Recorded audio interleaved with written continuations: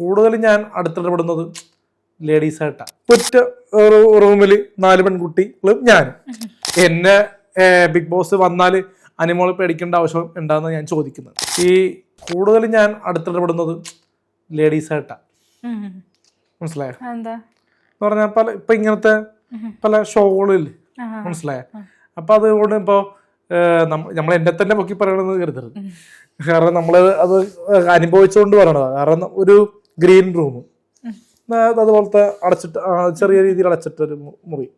അപ്പൊ അതില് മറ്റുള്ള ബോയ്സിന്റെ ആൾക്കാര് അപ്പുറത്തെ ഹോളിൽ ഷൂട്ട്. അപ്പൊ ഞാനും ശ്രീലക്ഷ്മിയും ഓരോ ചെയറിൽ ഇരുന്നിട്ട് വർത്താനം പറയുന്നു, ഫുൾ ലേഡീസ്. അപ്പൊ അങ്ങനെ ഒരു 2 മണിക്കൂറോളം ഒറ്റ റൂമിൽ 4 പെൺകുട്ടികളും ഞാനും. അപ്പോ വേണമെങ്കിൽ അവർക്ക് ഓർക്കാമല്ലോ. എന്തോർക്ക നമ്മളെ എങ്ങനെ എന്ത് തരത്തിനാണ് ഇപ്പൊ ഇരിക്കും എന്നൊരു ടോക്ക് മനസ്സിലായ? അപ്പൊ അത്രയും കൂളായിട്ട് ഇരിക്കുന്ന ടൈമും ഉണ്ട്, മനസ്സിലായ? പിന്നെ ഇന്നാളൊരു സെറ്റിൽ പോയപ്പോ ഒരു നിമ്മിയ എന്നൊക്കെ പറഞ്ഞൊരു പെൺകുട്ടി, നീയ എന്തോ പേര്, കറക്റ്റ് പേര് അറിയില്ല, ഒരു ലേഡി, നല്ല മോഡൽ ലുക്കാ. അവര് ആൽബത്തിന്റെ സെറ്റിൽ ഫുൾ ടൈം അവരൊപ്പം കൂടുതലും ടൈം ഞാൻ വർത്താനം പറഞ്ഞു, ഒരുമിച്ച് ഓരോ ചെയർ രീതിയിലൊക്കെ ഇരുന്നിട്ട്. അപ്പൊ അങ്ങനെ കൂളായിട്ട് സംസാരിക്കുന്ന ആൾക്കാർ അങ്ങനെ ഉണ്ടെങ്കിൽ ഇപ്പോ എന്നെ ബിഗ് ബോസ് വന്നാൽ അനിമോൾ പേടിക്കേണ്ട ആവശ്യം ഉണ്ടാകുന്ന ഞാൻ ചോദിക്കുന്നത്. അനിമോളാ ചോദിക്കേണ്ടത്. അങ്ങനത്തെ അനിമോൾ അങ്ങനെ ഒരു ടോക്ക് ഇട്ടെന്ന് ഞാൻ കേട്ടു. ബിഗ് ബോസിൽ വിളിക്കാൻ ചാൻസ് ഇല്ല പെരേര തുടങ്ങുന്ന 1 മാസം മുന്നേ പറഞ്ഞ എന്റെ ഓഡീഷൻ കഴിഞ്ഞിട്ട് പറഞ്ഞ അനിമോൾ അങ്ങനെ പറഞ്ഞു, അതുകൊണ്ടാണ് പെരേര വിളിക്കാത്തതെന്നൊക്കെ പറഞ്ഞ് ടോക്ക് കിടക്കണ്ടല്ലോ എന്ന് പറഞ്ഞു. അപ്പൊ എന്നെ അങ്ങനെ പേടിക്കേണ്ട ആവശ്യമില്ല. ബിഗ് ബോസിൽ ഓപ്പണായിട്ട് പച്ചക്ക് പറയാൻ പറ്റത്തില്ല, പക്ഷെ എന്നാലും ഇന്റിമസി ഒന്നും കാണിക്കില്ലല്ലോ. ഓവറായിട്ടുള്ള റിലേഷൻഷിപ്പോ അല്ലെങ്കിൽ ഹോട്ടോ അങ്ങനെയൊന്നും സംഭവങ്ങൾ ബിഗ് ബോസ് ചെയ്യില്ല. എന്തെങ്കിലും ബിഹേവ് വന്നു കഴിഞ്ഞാൽ അപ്പൊ തന്നെ പുറത്താക്കും. അപ്പൊ അങ്ങനെയുള്ള ഒരു കാഴ്ചപ്പാടിൽ നിൽക്കുമ്പോ അനിമോൾ എന്നെ കാണുമ്പോ പേടിക്കേണ്ട ആവശ്യമുണ്ടോ? ചേച്ചി പറ. ആവശ്യമില്ല. കാരണം ഒരുപാട് ആൾക്കാരില്ലേ, 10-20 പേരില്ലേ. നമ്മളെന്തെങ്കിലും ഒരു ടോക്കിങ്ങില് എന്തെങ്കിലും മാറിയാലോ അല്ലെങ്കിൽ എന്തെങ്കിലും ഒരു മോശമായ രീതിയിൽ നോക്കിയാലോ മിണ്ടിയാലോ അവിടെ കൈകാര്യം ചെയ്യാൻ ആണുങ്ങളില്ലേ. എന്നെ തല്ലി ഒതുക്കാൻ പറ്റില്ലേ? അയ്യോ, അങ്ങനെ തല്ലി ഒതുക്കി കഴിഞ്ഞാൽ ബിഗ് ബോസിൽ നിന്ന് പുറത്താക്കും. അറിയത് കഴിഞ്ഞ സീസണിലെ റോക്കിയുടെ ഒക്കെ വിഷയം അറിയത്തില്ലേ? അങ്ങനെ തല്ലൂന്നല്ല ഞാൻ പറഞ്ഞത്, അങ്ങനെ വരൂല്ല എന്നാലും ഞാൻ പറഞ്ഞതാ. പക്ഷെ നമ്മുടെ ഒരു കാഴ്ചപ്പാടിൽ നമ്മൾ ബ്രദർലി ഫീൽ കാണുന്ന, പിന്നെ അങ്ങോട്ടും ഇങ്ങോട്ടുള്ള സ്ട്രഗിൾ ഇപ്പൊ കാണിക്കുന്നതാണ് ഇതിനകത്ത് തന്നെ. ഈ ശാരികയില്ലേ, രേണുവായിട്ട് ഏറ്റവും കൂടുതൽ ഫൈറ്റ് ഇട്ട് വൈറലായിട്ടുള്ള ഒരാളാണല്ലോ ശാരിക. അപ്പം ശാരിക ബിഗ് ബോസിലേക്ക് പോയത് എനിക്ക് പേഴ്സണലി ഇഷ്ടപ്പെട്ടില്ല. കാരണം അവരുടെ കോൺട്രോവേഴ്സി ഇന്റർവ്യൂ കണ്ടു കഴിഞ്ഞാൽ തന്നെ ക്രിഞ്ചടിപ്പിക്കും. ക്രിഞ്ചാണ് ഇന്റർവ്യൂസ്. അപ്പം ഈ ശാരിക രേണു സുധിക്കൊരു വലിയൊരു എതിരാളിയാണെന്ന് അലിൻ വിശ്വസിക്കുന്നുണ്ടോ? തീർച്ചയായിട്ടും. രണ്ടുപേരും ആരാണ് കപ്പടിക്കുമെന്നും പറയാൻ പറ്റൂല, ആ രീതിയിലാണ് നിൽക്കുന്നത്. അവർ രണ്ടിലും ആര് കപ്പടിക്കണമെന്നാണ് അലിന് ആഗ്രഹം?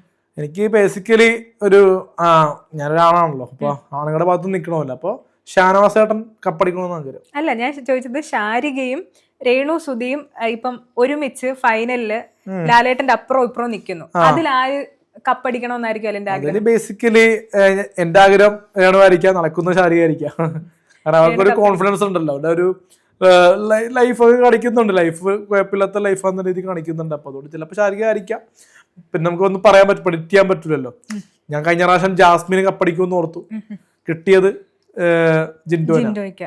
അപ്പൊ അതുകൊണ്ട് മാറി വരാം. പക്ഷെ എന്തായാലും ഈ പ്രാവശ്യം ഒരു പെൺകുട്ടി വിന്നർ ആകാം തീർച്ചയായിട്ടും. കാരണം ഇന്നാള് ഇപ്പൊ ഈ പറയുന്ന എന്നെ ഒതുക്കുന്ന രീതിയിൽ ശ്രമിക്കുന്നുണ്ട് ചില ഭാഗത്തുനിന്ന് പറഞ്ഞ ചില ചാനലുകാരെ.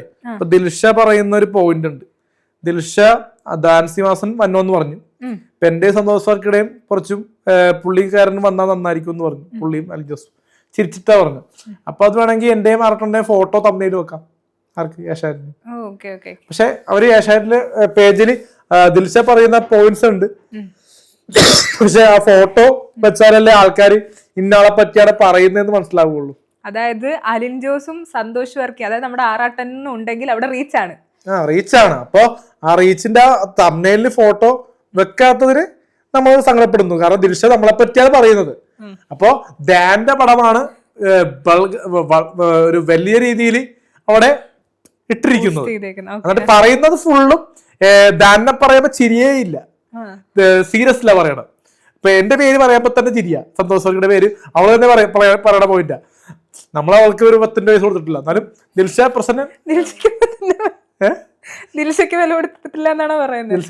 ദിൽഷയ്ക്ക് വില കൊടുത്തിട്ടില്ല, വിലയല്ല പൈസ കൊടുത്തിട്ടില്ലെന്ന് പറഞ്ഞു. പേയ്മെന്റ് 10,000 മുതൽ ലക്ഷങ്ങൾ വരെ തുക കോടികൾ വരെ കൊടുക്കുന്ന ഇങ്ങനെ PR വർക്ക് ചെയ്യുമ്പോൾ കൊടുക്കുമല്ലോ സാധാരണ. അങ്ങനെ ഞാൻ കേട്ടേക്കണത്. അപ്പൊ ദിൽഷയ്ക്ക് ഞാൻ 10 പൈസ കൊടുക്കാണ്ടാണ് ദിൽഷ വായി തോന്നനെയൊക്കെ വിളിച്ചു പറയുന്നത്.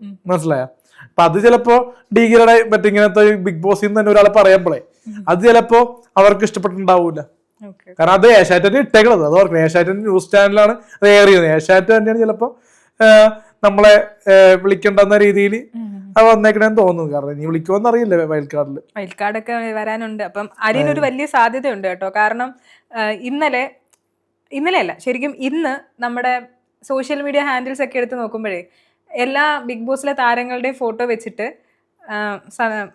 അലിൻ ജോസിനോടൊപ്പം ആറാട്ടണ്ണന്റെയും കൂടെ ഫോട്ടോ വെച്ചിട്ട് ഇവർ രണ്ടുപേരും വൈൽഡ് കാർഡായ ബിഗ് ബോസിലേക്ക് എത്തിയാൽ എന്നൊരു ചോദ്യമുണ്ട്. ഒരു 3-4 ഓൺലൈൻ മീഡിയ ഞാൻ കണ്ടിരുന്നു, മിക്ക ഓൺലൈൻ ചാനൽസ് ഇട്ടിട്ടുണ്ട്. അപ്പം അങ്ങനെ ഒരു സാധ്യതയും കൂടെ അലിന്റെ മുമ്പിലുണ്ട്. എല്ലാവർക്കും ഇങ്ങനെ ഡാൻസ് ഒക്കെ കളിച്ച് ഇങ്ങനെ നടക്കുന്ന അലിനെ മാത്രം ബേസിക്കലി ഞാൻ പറഞ്ഞില്ല, ഒരു ഇന്റർവ്യൂ കഴിഞ്ഞുകൊണ്ട് ഞാൻ പറയണേ ബിഗ് ബോസിന്റെ അവർ പറഞ്ഞു നിങ്ങൾ ഡാൻസ് എപ്പോഴും കളിക്കാൻ പറ്റില്ല, നിങ്ങൾ എന്തോ ആക്ടിങ് ആണ് പെർഫോമിംഗ് ആണ് ചെയ്യുന്ന കണ്ടന്റുകൾ അല്ലെങ്കിൽ എന്താ പറയാ ഗെയിം ചെയ്യുക, അങ്ങനെ ഞാൻ പറഞ്ഞേക്കുന്നത്. മനസ്സിലായത്? വിളിച്ചു കഴിഞ്ഞാൽ അങ്ങനെ ചെയ്യുള്ളൂ.